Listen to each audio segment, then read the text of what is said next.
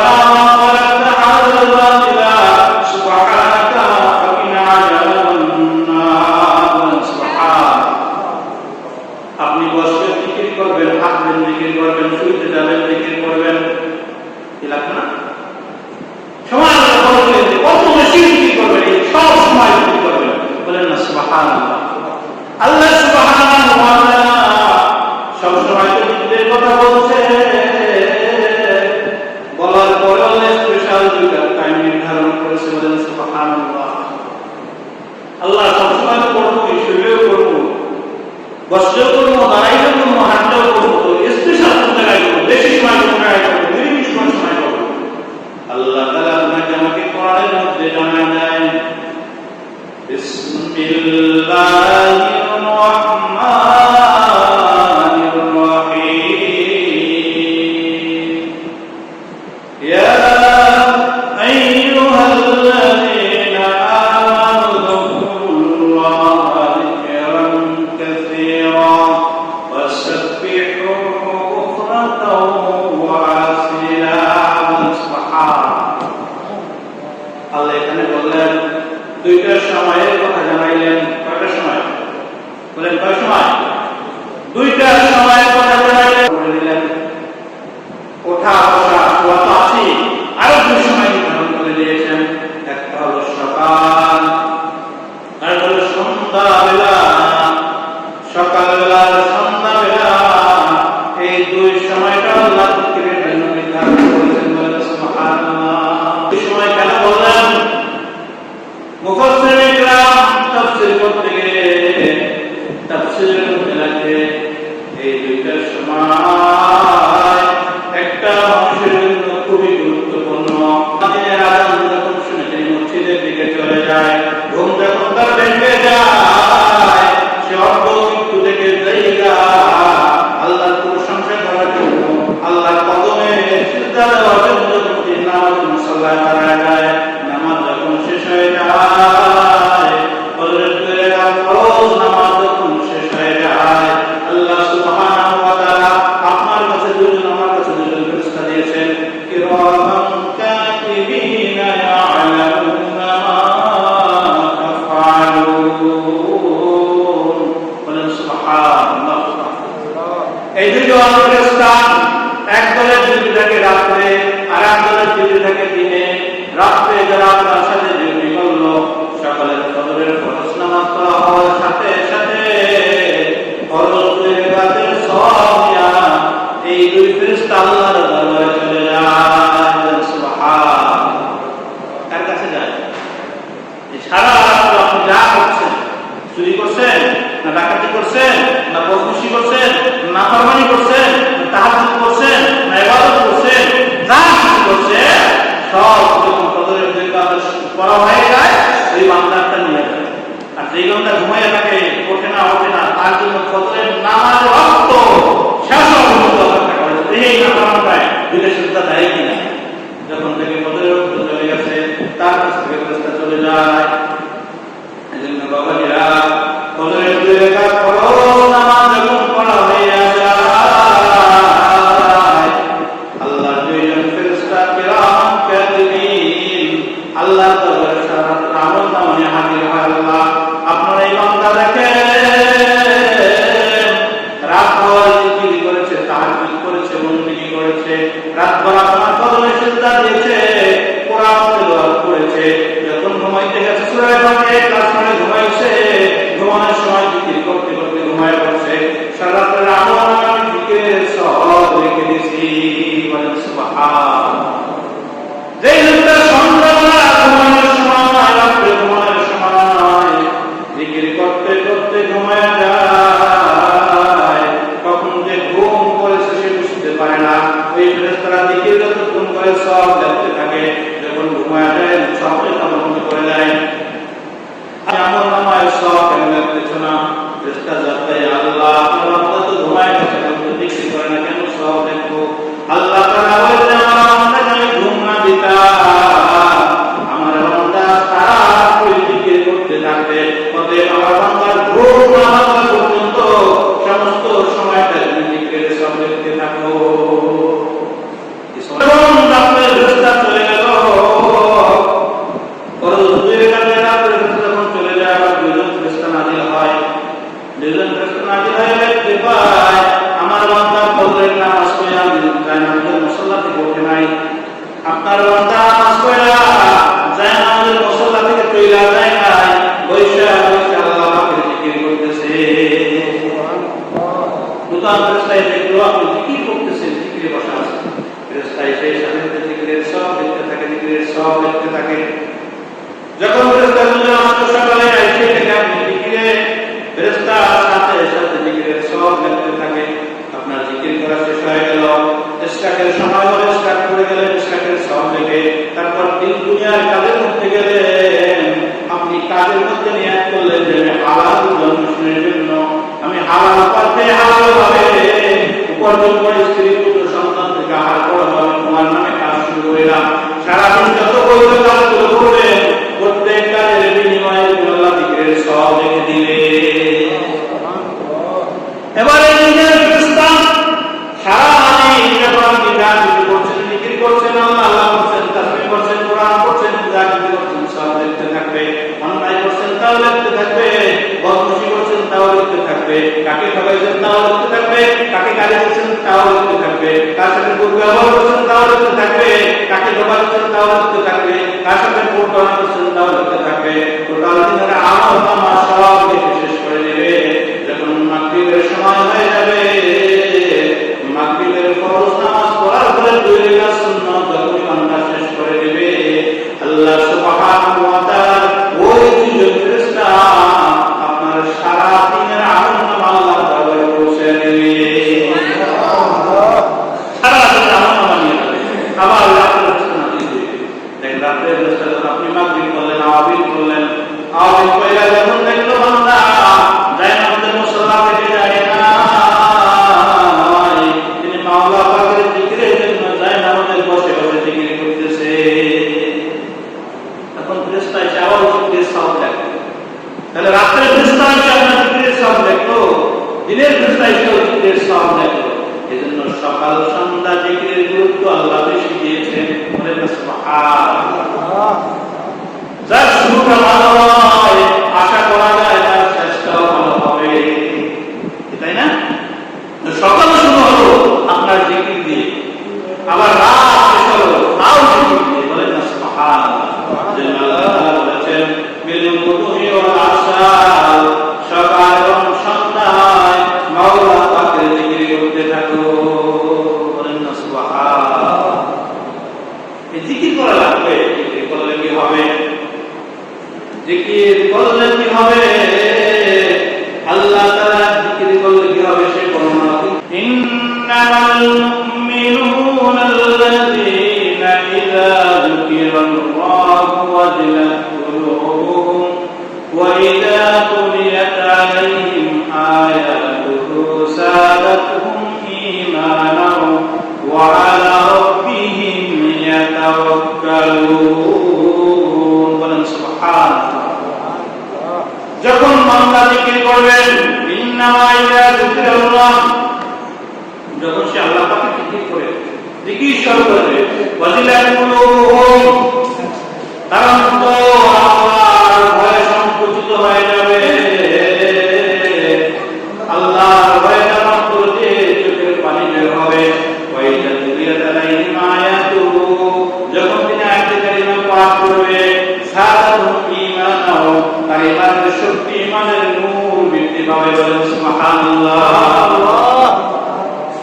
আপনার ঈমান যদি দুর্বল হয় না, ঈমানের শক্তি বৃদ্ধি করার জন্য আল্লাহ উৎসাহ দিয়েছেন। এক হচ্ছে জিকির আর হচ্ছে তেলাওয়াত।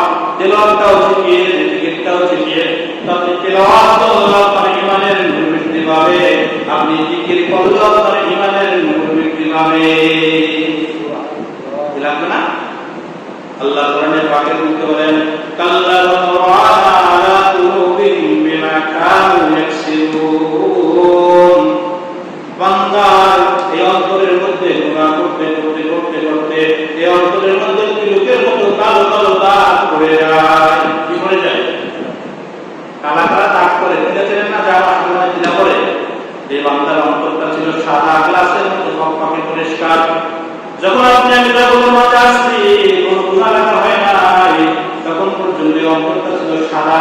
আল্লাহ তাআলা বলেন, কাল্লামা আলা কুলুবিহিম বিমা কানু ইয়াকসিবুন। যখন বান্দা গুনাহ করে, যখন বান্দা খারাপ কাজ করে, যখন বান্দা অন্যায় করতে শুরু করে দেয়, প্রত্যেক অন্যায় কারণে তার অন্তরটা কালো কালো দাগে ভরপুর হয়ে যায়। বলেন নাউযুবিল্লাহ। কি হয়ে যায়? কালো দাগ পড়ে অন্তরটা কালো হয়ে যায়। তখন ওই ব্যক্তি সত্য মিথ্যার পার্থক্য করতে পারে না। বলেন না নাউযুবিল্লাহ। গুনাহ করার কারণে যার অন্তরটা কালো দাগ হয়ে গেছে, ওই ব্যক্তির সামনে ভালো জিনিস উপস্থাপন করা হয়, খারাপ জিনিস রাখা হয়,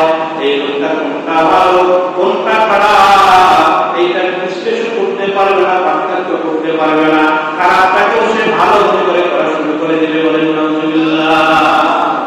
অন্তর যখন নষ্ট হয়ে যায়, পাপ করতে করতে পাপের মাত্রা যখন বেশি হয়ে যায়, এখন কোনটা ভালো কোনটা মন্দ এই পার্থক্য করার শক্তি তার দিলের মধ্যে আর থাকে না। দেখবেন অনেক সময় ভালো মানুষও খারাপ কাজ করে ফেলেছে, কারণ সে গুনাহ করতে করতে করতে করতে এমন হয়ে গেছে কোনটা ভালো আর কোনটা খারাপ এই উপলব্ধি করার শক্তি তার নাই। আর অন্তরটাকে আল্লাহ মোহ করে দিয়েছেন। এই কথা আল্লাহ কোরআনে পাকে বলছেন, ওয়াতামাল্লাহু আলা কুলুবিহিম ওয়া আলা সামইহিম ওয়া আলা আবসারিহিম গিশাওয়াতুন ওয়া লাহুম আযাবুন আযীম। তার অন্তরে মোহর মারছে, তার চোখে মোহর মারছে, তার কানে মোহর মারছে। সে চোখেও দেখে না, অন্তর উপলব্ধি করতে পারে না, কানেও শোনে না কোনটা ভালো কোনটা মন্দ, কোনটা ইসলাম আর কোনটা গয়র ইসলাম, কোনটা ইসলাম আর কোনটা ইসলাম না, এই পার্থক্য সে করতে পারে না। বলেন আলহামদুলিল্লাহ। যখন এই গুনাহ করতে করতে আমার পার্থক্যের মাত্রা শেষ হয়ে গেছে, পার্থক্য করতে পারবেন না, কি করবো? লিকুল্লি শাইইন সিকালা ওয়া সিকালাতি কুলুবি যিকরুল্লাহ। সুবহানাল্লাহ। আল্লাহ রাসূল বলতেছেন প্রত্যেক জিনিস পরিষ্কার করার একটা যন্ত্র আছে, আছে না? প্রত্যেক জিনিস পরিষ্কার করার কি আছে? যন্ত্র আছে। লোহা কাঠিটা জং ধরে গেলে কামারের কাছে নিয়ে পিঠে পরিষ্কার করে নিয়ে আসি না, তার র‍্যাপ দিয়ে ঘষে পরিষ্কার বানায় দেয়। থালা বাসন ময়লা হয়ে গেলে ধোয়ার জন্য সাবান ভিম জামা পরিষ্কার করে। জন্য রাসূল বলছেন প্রত্যেক জিনিস পরিষ্কারের জন্য যন্ত্র আছে। গায়ে ময়লা হলে সাবান দিয়ে পরিষ্কার করে চলে আসে, তারপর অন্তরের ময়লা দিয়ে পরিষ্কার করবে। আল্লাহ রাসূল ওয়াসিয়ত দিয়েছেন, আল্লাহ রাসূল ওয়াসিয়ত দিয়েছেন লিকুল্লি শাইইন সিকালা ওয়া সিকালাতি কুলুবি যিকরুল্লাহ। তোমার অন্তর পরিষ্কার করতে পরিষ্কার করতে যন্ত্র আছে আল্লাহ পাকের জিকির, আল্লাহ পাকের জিকির। বলেন সুবহানাল্লাহ। এখন যদি আপনি অন্তর পরিষ্কার করতে চান, জিকির ব্যতীত কোনো ঔষধ দিয়ে অন্তর পরিষ্কার করা যাবে না, সম্ভব না। এই বাংলা বিশ্বের যত ডাক্তার কাছে যাবেন, যার অন্তরটা তো কালো হয়ে গেছে, পরিষ্কার করে দেওয়া সম্ভব সম্ভব না। এটা ঔষধ আল্লাহ দিয়েছেন, আল্লাহ হাবিব করে দিয়েছেন। তোমার একমাত্র ঔষধ হচ্ছে আল্লাহ পাকের দিকে। তুমি যদি জিকির করো তাহলে তোমার অন্তরের এই দাগগুলো কালো দাগগুলো দূর হয়ে যাবে। যত বেশি জিকির করবা তোমার অন্তরের পাপগুলো দূর হয়ে পরিষ্কার হয়ে যাবে। বলেন সুবহানাল্লাহ। নবী করিম সাল্লাল্লাহু আলাইহি ওয়াসাল্লাম মধ্যে বলেন, আশ-শাইতান জাসুম আলা কুল্লি মানি আদাম ফাইদা যাকারাল্লাহু ফানাসা ওয়া ইযা গাফালা ওয়াসওয়াসা। আল্লাহু আকবার। প্রত্যেক বনি আদমের কবরের মধ্যে একটা শয়তান চঞ্চল করে বসে আছে। প্রত্যেকের আছে, আপনার আছে, আমার আছে, ঈশ্বরের আছে, মওলবীর আছে, মাওলানার আছে। প্রত্যেক বনি আদমের কবরের মধ্যে একটা শয়তান আছে। ওই শয়তানটা চঞ্চল মেরে কবরের মধ্যে বসে থাকে। ফাইদা যাকারাল্লাহু ফানাসা, যখন বান্দা আল্লাহ পাকের জিকিরে ফিকিরে থাকে। ওই ইযা গাফালা ওয়াসওয়াসা, তখন ওই ফাইদা যাকারাল্লাহু ফানাসা, যখন তিনি আল্লাহর জিকিরে থাকে, ওই শয়তানটা তার কলব থেকে উড়ে দিয়ে পালায়া চলে যায়। সুবহানাল্লাহ। ওই ইযা গাফালা ওয়াসওয়াসা, আবার যখন সে জিকির থেকে বিরত থাকে, জিকির থেকে মুক্ত থাকে, জিকির করে না, তখন শয়তান আবার তার অন্তরের মধ্যে ওয়াসওয়াসা দিতে শুরু করে দেয়। কথা বুঝেন নাই? এই নামাজ পড়ে গেছেন, খুব ভালো লাগলো, নামাজ পড়ে বাইরে গেলেন, দুনিয়ার চিন্তায় মগ্ন হয়ে গেছেন, শয়তান আপনাকে ওয়াসওয়াসা দিতে শুরু করছে। শুরুতে আপনি জিকির করেন আল্লাহু আকবার, লা হাওলা ওয়ালা কুওয়াতা ইল্লা বিল্লাহ, শয়তান দূর হয়ে যায়। এখন আপনার শয়তান ওয়াসওয়াসা দিতে পারবে না। আর যখন আপনি জিকির থেকে বের হবেন, আল্লাহর জিকির থেকে দূরে থাকবে, শয়তান আপনার কলবে ওয়াসওয়াসা দিতেই থাকবে। বলেন আলহামদুলিল্লাহ। এজন্য এই শয়তানি ওয়াসওয়াসা থেকে দূর করার জন্য, নিজের আত্মাকে হেফাজত করার জন্য জিকিরের বিকল্প কিছুই নাই। আর যদি জিকির তারা করবেন না, তাদের ব্যাপারে আল্লাহ কঠোর ঘোষণা দিয়েছেন, বিসমিল্লাহির রাহমানির রাহিম, ومن أعرض عن ذكري فإن له معيشة ضنكا ونحشره يوم القيامة أعمى।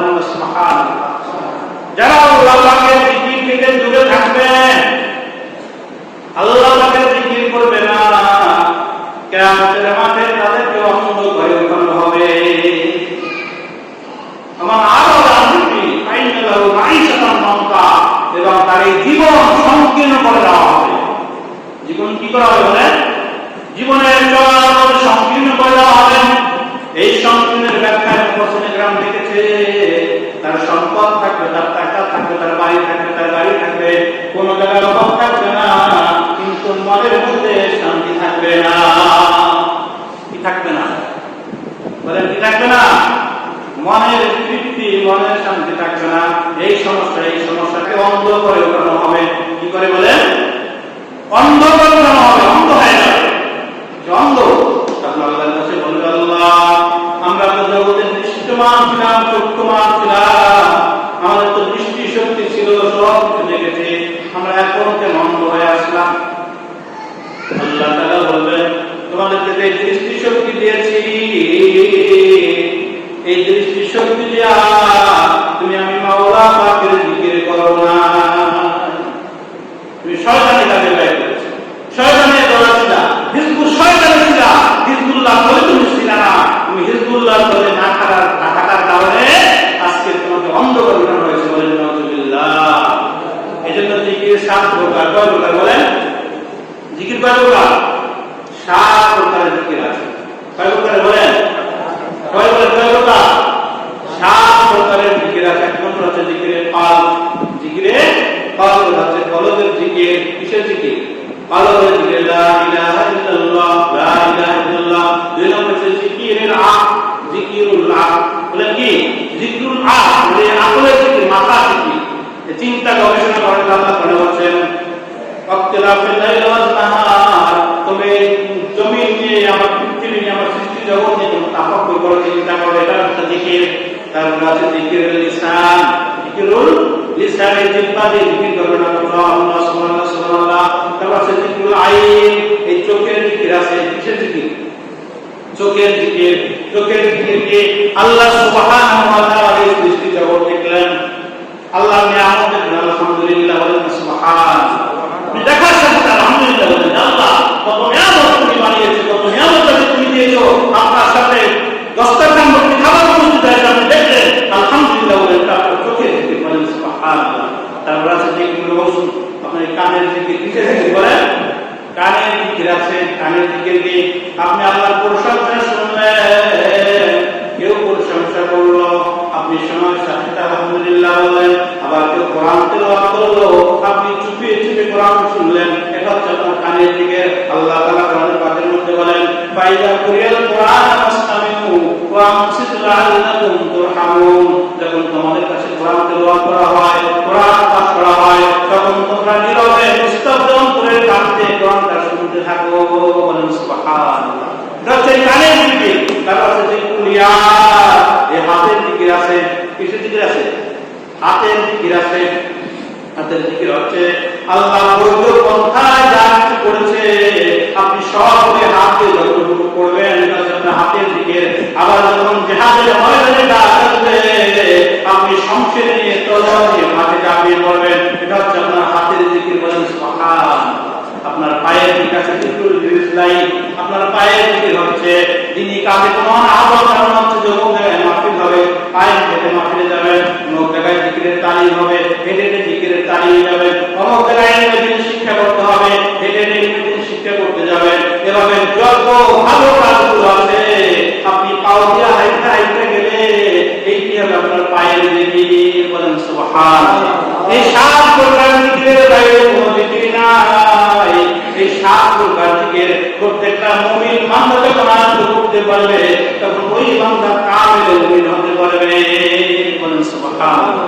আল্লাহ কোরআনে পাকে বলছেন, আল-ইয়াওমা নাখতিমু আলা আফওয়াহিহিম ওয়া তুকাল্লিমুনা আইদিহিম ওয়া তাশহাদু আরজুলুহুম বিমা কানু ইয়াকসিবুন। যখন কিয়ামতের মাঠে সমস্ত মুখ আল্লাহ বন্ধ করে দিবেন, তখন আপনার হাত সাক্ষী দেবে, পা সাক্ষী দেবে। আপনি হাত দিয়ে যদি ভালো কাজগুলো করেন, এই ভালো জিকিরগুলো করেন, আপনার পক্ষে সাক্ষ্য দেবে। এই পা দিয়ে যদি আপনি দিনী মজলিসে যান, জিকিরের হালকায় যান, জিকিরের জলসায় যান, জিকিরের মজলিসে যান, পা সাক্ষী দেবে, তোমারই আপনার বান্দা আমার উপরে ভর করে করে দিনের তালিমে গেছে। বলেন সুবহানাল্লাহ। তাহলে সব কিছু জিকির আছে, প্রত্যেকটা অঙ্গ প্রত্যঙ্গের জিকির হয়। যখন আপনি জিকির লিসান, জিকির কলব যখন আপনার তালিম হয়ে যাবে, প্রত্যেকটা অঙ্গ প্রত্যঙ্গ থেকে আপনি জিকির অনুভব করবেন এবং অন্তরে শান্তি পাবেন। আল্লাহ বলেছেন লা বিল্লাহি তাতমাইন্নুল কুলুব, আপনাকে আমাকে সকলকে আল্লাহ